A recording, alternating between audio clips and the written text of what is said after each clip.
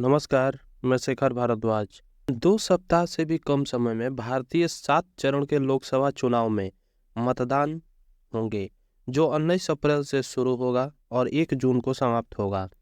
जबकि आम चुनाव हमेशा गर्मियों में होते रहे हैं, इस साल भारतीय मौसम विभाग ने औसत से अधिक तापमान और इस अवधि में लू के दिनों की संख्या में बढ़ोतरी बताई है। लगभग दोगुनी हो सकती है।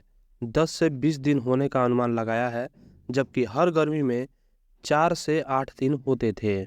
इस गर्मी में प्रचार करने वाले राजनीतिक कार्यकर्ता, मतदाता जो नेताओं को सुनने के लिए बड़ी राजनीतिक रैलियों में भाग लेते हैं और जो मतदान केंद्रों पर कतार में खड़े होंगे, सभी जोखिम में हैं, क्योंकि वे दुनिया के सबसे बड़े लोकतांत्रिक अभ्यासों में से एक में भाग लेते हैं।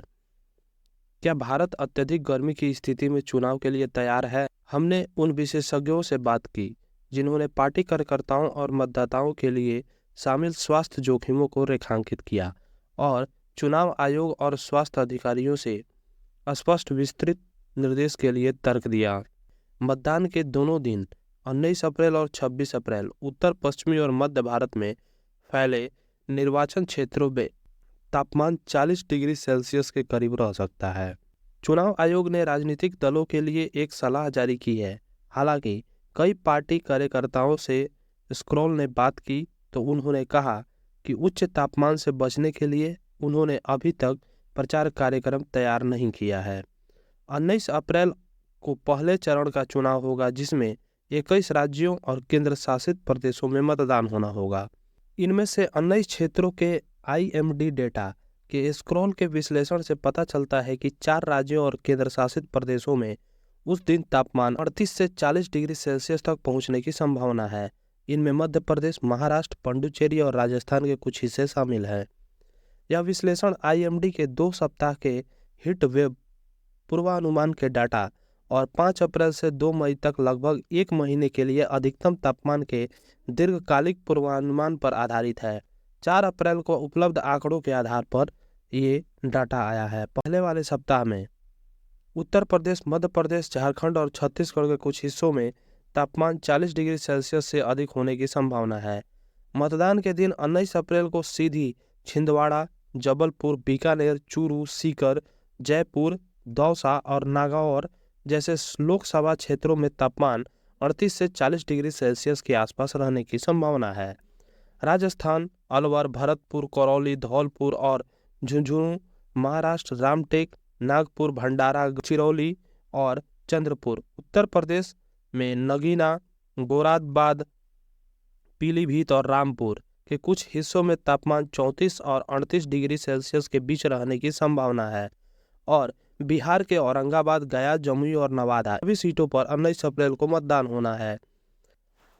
इसी तरह छत्तीसगढ़ के बस्तर में तापमान 34 से 36 डिग्री सेल्सियस के बीच रहने की संभावना है। IMD के आंकड़ों से पता चलता है कि तमिलनाडु के पूर्व हिस्से 36 डिग्री सेल्सियस के आसपास तापमान से एक अधिक गर्म रहने की उम्मीद है, जबकि पश्चिमी हिस्से जहां तापमान 34 डिग्री सेल्सियस से नीचे रह सकता है। 26 अप्रैल को दूसरे चरण के मतदान के दौरान मध्य पूर्वी और उत्तरी भारत में अधिकांश हिस्सों सहित देश के बड़े हिस्सों में तापमान 40 डिग्री तक दर्ज होने की संभावना है। पूर्वोत्तर राज्यों को राहत मिलने की उम्मीद है। तापमान 32 डिग्री सेल्सियस से नीचे रहने की संभावना है। इसी तरह जबकि उत्तराखंड का अधिकतम तापमान 19 अप्रैल को 20 से 25 डिग्री के बीच रहने की संभावना है।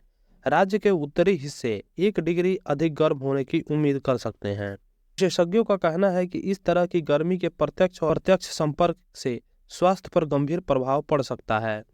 उच्च तापमान जोखिम पैदा कर सकता है, खासकर जब राजनीतिक रैलियों में भारी भीड़ उमड़ने की उम्मीद होती है, जो आमतौर पर विभिन्न राजनीतिक दलों के प्रचारकों को सुनने के लिए घंटों इंतजार करती है।